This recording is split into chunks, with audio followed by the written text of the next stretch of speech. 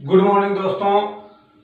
आज अपन पढ़ेंगे हिस्ट्री का टॉपिक पढ़ेंगे और हिस्ट्री के अलावा अपन सभ्यता, 18 स्थान की क्रांति, प्रजामंडल, ये सभी जो है इनके बारे में चर्चा करेंगे। और जो आप पूरा इसको हिस्ट्री को पढ़ने के अंदर कम से कम आप 1.5-2 महीना लगा देते हैं, उसको हम ओनली 20 क्लास के अंदर इस पूरी हिस्ट्री को खत्म कर देंगे। रिवीजन है और रिवीजन जिसने रिवीजन नहीं किया है, एक बार पढ़ रखा है, वो भी आराम से इसको पढ़ोगे तो समझ में आ जाएगा। इसके अलावा अगर नहीं पढ़े हो तो भी आप इसको वीडियो को बार बार देखोगे तो आपके दिमाग के अंदर ये फिट हो जाएगा कि हिस्ट्री क्या है। तो आज अपन पढ़ेंगे जालोर के चौहान। जालोर के चौहान, अगर जालोर के चौहानों की अगर बात करें, उससे पहले अपन बात करते हैं कि हमारे पास एक ये राजस्थान के हमने बनाई आकृति जो विषम कोणीय चतुर्भुज राजस्थान की आकृति होती है, और ये अरावली पर्वतमाला राजस्थान को 2 भागों में क्या कर देती है, विभाजित कर देती है बच्चों। और यहां पर अपने पास है जालोर। क्या है ये? जालोर। और जालोर के अंदर एक महर्षि हुए थे जिनका नाम था जवाली, और जवाली की क्रम भूमि होने के कारण इसका नाम रख दिया गया जवालीपुर। अर्थात जालोर का जो नाम जवालीपुर था वो महर्षि जवाली की क्रम भूमि के आधार पर रखा गया। और इसका जो जानकारी है बच्चों, ये बिजोलिया शिलालेख में मिलती है। और बच्चों बिजोलिया शिलालेख कहां पर है? भीलवाड़ा में। कहां पर है? भीलवाड़ा के अंदर। अगर बात करें कि जालोर की, तो जालोर के अंदर बहुतायत मात्रा के अंदर जाल वृक्ष पाए जाते हैं, और जाल वृक्ष पाए जाते हैं जिसकी वजह से इसका नाम क्या रख दिया गया? जालोर रख दिया गया। क्या रख दिया गया? जालोर। यानी जवालीपुर महर्षि जवाली की क्रम भूमि के आधार पर, जालोर यानी वहां पर जाल वृक्ष बहुतायत पाए जाते हैं जिसके कारण इसका नाम जालोर रखा गया। देखिए आगे बच्चों, अगर अपन अरावली पर्वतमाला के बाद जालोर दुर्ग की अगर बात करें, तो यहां पर दुर्गों की बात करें तो दुर्गों यहां पर सुवर्णगिरी, कांचनगिरी और सोनगिरी, यानी कांचनगिरी और सोनगिरी के कारण यहाँ के चौहानों को सोनग्रा कहा गया। क्या कहा गया? सोनग्रा। और ध्यान रहे कि सुवर्णगिरी अगर जालोर के अंदर है तो यहाँ पर एक प्रश्न और आता है सवर्णगिरी, यानी सवर्णगिरी जो है वो कहां पर है? जैसलमेर में। कहां पर है? जैसलमेर के अंदर है। तो ये अपन अलग अलग दुर्ग पढ़ेंगे बाद में।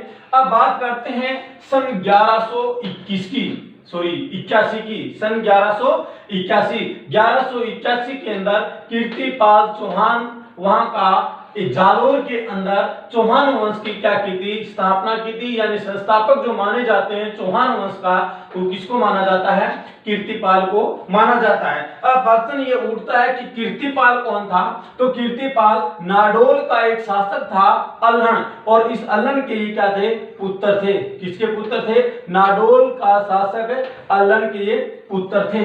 अब बात करते हैं कि कीर्तिपाल ने सन 1181 के अंदर जब घटना हो रही थी, जब मेवाड़ का जो शासक था वो सामंत सिंह था। कौन था? सामंत सिंह। और कीर्तिपाल इस सामंत मेवाड़ पर आक्रमण करके और मेवाड़ को क्या करना चाहता था? हड़पना चाहता था, जिसकी वजह से कीर्तिपाल ने सामंत सिंह पर आक्रमण कर दिया। लेकिन यहाँ पर सामंत सिंह की क्या हो जाती है? हार हो जाती है। मेवाड़ की अगर बात करें बच्चों, तो मेवाड़ के अंदर पहले राजसमंद, उदयपुर और भीलवाड़ा, चित्तौड़गढ़ जैसे जो क्षेत्र था वो मेवाड़ के अंदर आता था। जैसे ही सामंत सिंह की हार हो जाती है, कीर्तिपाल मेवाड़ पर अधिकार करना चाहता है, और उसके बाद वहां का कुमार सिंह जो मेवाड़ के सरदार और सामंत थे, वो ये चाहते थे कि बाहर का यहाँ पर अधिकार नहीं करे। किसके ऊपर? मेवाड़ के ऊपर। अब देखिए बच्चों कि मेवाड़ के ऊपर बाहर का मतलब ये है कि पहले रियासतें हुआ करती थी, जैसे बीकानेर, जैसे जयपुर रियासत, जैसे मेवाड़, मारवाड़, जोधपुर, ये जो रियासतें हुआ करती थी, यहाँ पर कुमार सिंह के नेतृत्व में यहाँ के सरदार और सामंत सिंह ने नेतृत्व में सेना को एकत्रित किया, और फिर क्या कर दिया? कीर्तिपाल चौहान पर अटैक कर दिया, आक्रमण कर दिया बच्चों। आक्रमण जैसे किया तो यहाँ से ये जो कीर्तिपाल चौहान था ये जालोर भाग गया और जालोर में जाकर चौहान वंश की क्या कर दी, स्थापना कर दी। अब क्या देखो बच्चों, कीर्तिपाल चौहान को अगर उपाधि की बात करें तो उपाधि कीर्तिपाल चौहान को कि तू ए महान राजा की उपाधि दी गई। किसकी उपाधि दी गई, कि तू ए महान राजा की उपाधि दी गई। यह जो उपाधि थी ये किसने दी थी, मुहर्रोम नैनसी ने। किसने दी थी, मुहर्रोम नैनसी ने यह उपाधि दी थी। इसके बारे में अपन चर्चा करेंगे कल्चर के अंदर। मुहर्रोम नैनसी को राजस्थान का अबुल फजल कहा जाता है। किसको कहा जाता है, राजस्थान का अबुल फजल। मुहर्रोम नैनसी को राजस्थान का अबुल फजल कहा जाता है। ये राजस्थान का अबुल फजल मुहर्रोम नैनसी को किसने कहा, मुंशी देवी प्रसाद ने। किसने कहा था, मुंशी देवी प्रसाद ने कहा था। अब बात करते हैं मुहर्रोम नैनसी ने जो ग्रंथ लिखे, दो ग्रंथ लिखे थे। एक का नाम था नैनसीरी शाह और दूसरा था मारवाड़ा परगनारी विगत। यानी इन ग्रंथ जो होते हैं दोनों ग्रंथों में से अगर पुलिस की बात करें तो इनके अंदर या पटवारी की बात करें इनमें प्रश्न पूछा जाता है कि नैनसीरी ख्यात किसका ग्रंथ है, तो किसका ग्रंथ है, मुहर्रोम नैनसी का है। मारवाड़ा परगनारी विगत, ये दो ग्रंथ थे।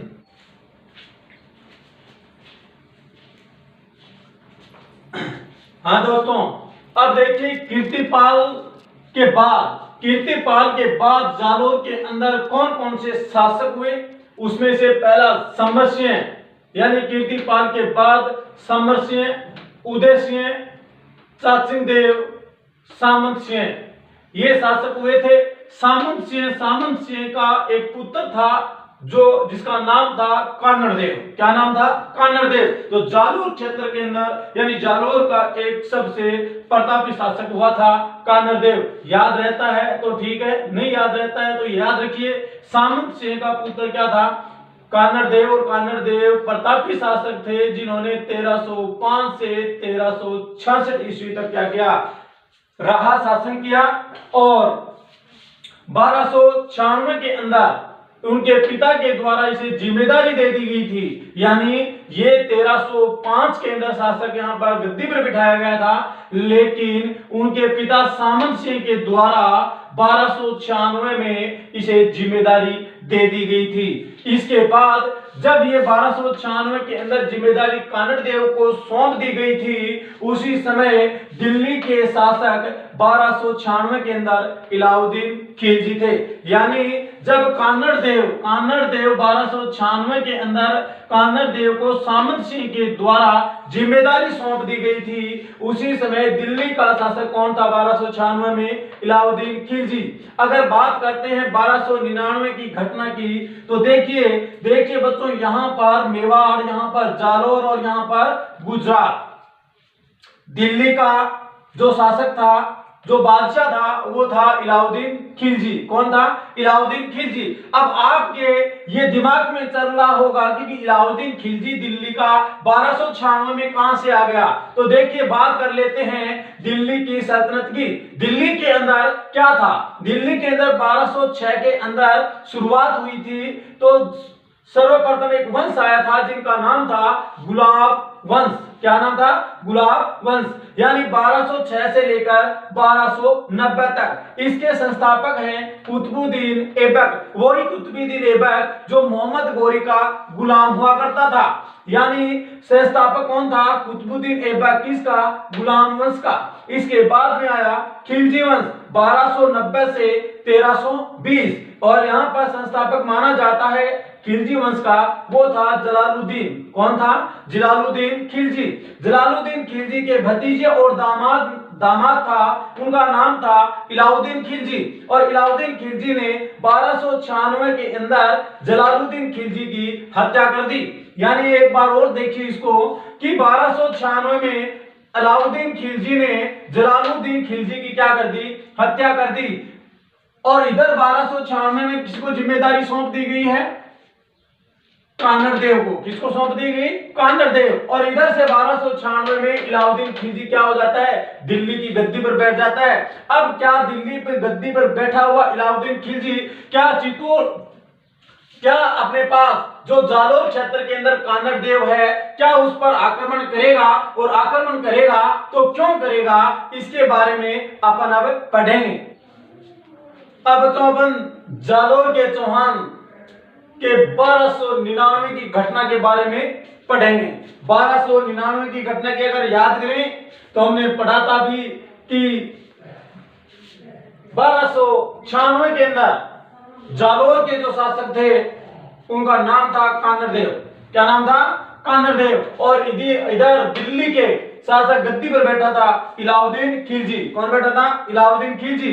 अब क्या इलाउद्दीन खिलजी कानड़देव के ऊपर, जालोर के ऊपर आक्रमण करेगा, और आक्रमण करेगा तो क्यों करेगा, इसका कारण क्या था, ये अपन पढ़ने जा रहे हैं। पहला कारण पढ़ने जा रहे हैं कि दिल्ली के इलाउद्दीन खिलजी के सेनापति थे जिनका नाम था उल्लू खां और नुसरत खां। क्या नाम था? उल्लू खां और नुसरत खां। उल्लू खां और नुसरत खां यानी दिल्ली के बादशाह इलाउद्दीन खिलजी गुजरात पर आक्रमण करना चाहता था, और गुजरात के ऊपर जब आक्रमण करना चाहता था तो वहां के गुजरात के जो शासक थे कर्ण भगेला था। कौन था? कर्ण भगेला। अब क्या करता है कि अगर दिल्ली से आक्रमण करता है गुजरात के ऊपर, तो गुजरात में जाने के लिए दो रास्ते थे। पहला रास्ता कि वो आ जाए जालोर से, और दूसरा रास्ता कि वो जाना पड़े जहां से मेवाड़ से होकर वो गुजरात आ जाए।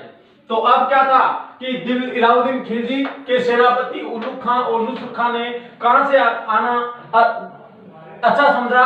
ये इन्होंने मेवाड़ से आ रहे थे, और मेवाड़ में जो समर सिंह का मंत्री था जिनका नाम था निम्बा ये नहीं चाहता था कि इलाउद्दीन खिलजी के सेनापति या मेवाड़ से होकर गुजरात में जाएं। इसलिए क्यों नहीं चाहता था? ये इसलिए नहीं चाहता था क्योंकि ये जानता था कि इलाउद्दीन खिलजी हिंदू पत्ते के विरोधी होता है, हिंदू के विरोधी है। इसलिए निम्बा समर सिंह के पास गया कि मैं ये बर्दाश्त नहीं कर सकता कि इलाउद्दीन खिलजी की जो सेना है वो हमारे मेवाड़ से गुजरात में प्रवेश करे। इसलिए ये निम्बा समर सिंह के पास जाकर और समर सिंह के पास गया और इसका विरोध किया, और जिसे समर सिंह ने इस पर जो मेवाड़ से जो इलाउद्दीन खिलजी की सेना जा रही थी इसके ऊपर क्या लगा दिया? टैक्स लगा दिया। और टैक्स लेने के बाद ये आ गए कहां पर? गुजरात के अंदर। गुजरात में आने के बाद ये क्या हुए? सोमनाथ मंदिर जो था उसकी खंडित मूर्ति जो थी उसको लेकर के, और यहां से लूटने के बाद ये चले गए, जा रहे थे जालोर से। क्यों? क्योंकि ये चाहते थे कि अगर मेवाड़ से वापस गए तो हमें क्या लेना पड़ेगा? वापस इनको टैक्स देना पड़ेगा। इससे उन्होंने अच्छा समझा कि हम जालोर से होते हुए कहां पर चले जाएं? दिल्ली में चले जाएं। अब क्या था? ये क्या चल पड़े? कहां? जालोर की तरफ। किसकी तरफ चल पड़े? जालोर। और जालोर के अंदर शासक किसका है? कानड़देव का। और जालोर का शासक अगर कानड़देव का है तो कानड़देव ने इस पर क्या कर दिया? आक्रमण कर दिया, और जो सोमनाथ की जो खंडित मूर्ति थी उसको छीन लिया। और अब छीन लिया तो बताओ ये यहां से जो सेना थी वो दिल्ली के बादशाह इलाउद्दीन खिलजी के पास जाएगी कि नहीं जाएगी? ये जाएगी और वहां कहेगी कि जालोर के शासक कानड़देव ने हमारी जो खजाना था वो खजाना क्या ले लिया? इन्होंने आक्रमण करके खजाने को वापस ले लिया। अब बताओ कि क्या इलाउद्दीन खिलजी जालोर के ऊपर आक्रमण नहीं करेगा? करेगा बच्चों, बिल्कुल करेगा, क्योंकि ये बर्दाश्त नहीं कर सकता कि जो आ रहे थे सेनापति उन पर उन्होंने क्या किया? आक्रमण किया। आपको याद होगा कि 1025 के अंदर गजनी ने भी सोमनाथ मंदिर को क्या किया था? लूटा था। अब बच्चों हमने पढ़ा था 1299 की घटना कि जालोर पर आक्रमण करने का इलाउद्दीन खिलजी का कारण क्या था। अब अपन पढ़ रहे हैं 1305 की घटना। 1305 की घटना में जालोर के शासक कानड़देव और कानड़देव के पुत्र का नाम था विरमदेव। यानी जालोर के शासक कौन था? कानड़देव, और कानड़देव के पुत्र का नाम क्या था? विरमदेव। और इधर दिल्ली की बात करें तो दिल्ली में इलाउद्दीन खिलजी ने एन उल मुल्तानी जो सेनापति था, इस सेनापति की अंगरक्षक के अंदर और ये क्या करते हैं, जालोर पर आक्रमण करते हैं। ये बदू नाम याद रखना है, ऐन उल मुल्क मुल्तानी, ऐन उल मुल्क मुल्तानी। जो क्या था, जब जालोर पर 1305 में इलाउद्दीन खिलजी आक्रमण कर रहा था, उस समय यह सेनापति ऐन उल मुल्क मुल्तानी को भेजा गया था।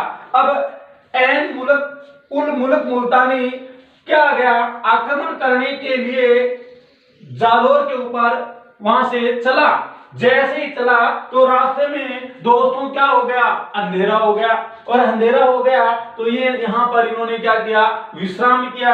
और इधर से सूचना मिलती है कान्हड़ देव को, तो कान्हड़ देव के सेनापति, जो कान्हड़ देव की जो सेना थी वो आ जाती है यहाँ पर, रात भर यहाँ पर रहते हैं।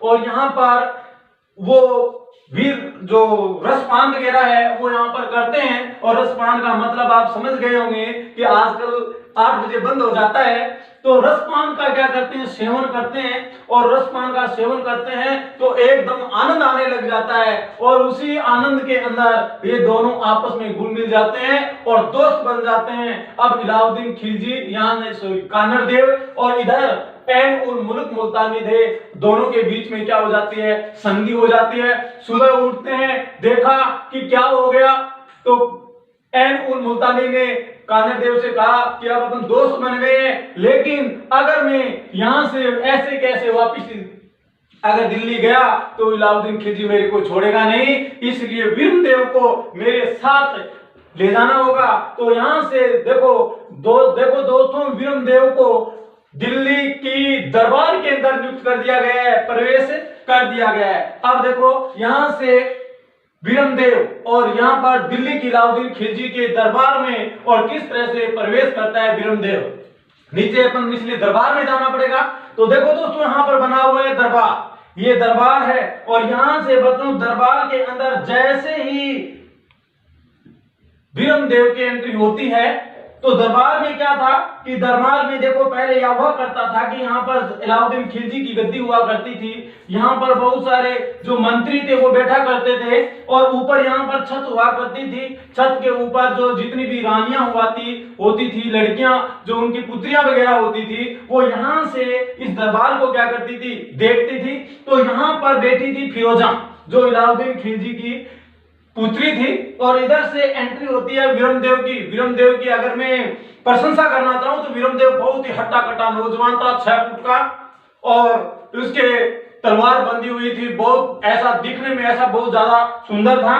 तो वीरमदेव की जैसी एंट्री होती है, वीरमदेव को देखना इलाउद्दीन खिलजी को चाहिए था, लेकिन वीरमदेव की नजर पड़ती है फिरोजा के ऊपर, और फिरोजा और वीरमदेव के आंखों में इशारे होते हैं। और यहाँ पर फिरोजा वीरमदेव से क्या करती है, फिर मिलने के लिए फिरोजा आ जाती है पार्क में, और पार्क में वीरमदेव और फिरोजा दोनों के बीच में क्या हो जाते हैं, प्यार वगैरह हो जाता है। और उसके बाद इसकी सूचना मिलती है अगर इलाउद्दीन खिलजी को, और इलाउद्दीन खिलजी कहता है कि बेटी ये अपनी बस की बात नहीं है, वो चौहान है और हम तुर्क हैं, और चौहान और तुर्कों के बीच में रिश्ता नहीं हो सकता। उसके बाद में फिरोजा बहुत ज्यादा हट कर लेती है। तो उसके बाद में वीरमदेव की सूचना पहुंचती है किसके पास, कान्हड़ देव के पास। और कान्हड़ देव को पता चलता है कि वीरमदेव कहीं फिरोजा के साथ प्यार में फंस गया है, जिसकी वजह से वीरमदेव को कान्हड़ देव ने सूचना भेजी कि तेरे को वहां पर दिल्ली के अंदर ये काम करने के लिए नहीं भेजा था, इसलिए तू वहां से तुरंत कर और फटाफट हमारे यहाँ जालोर के अंदर वापिस आ जा।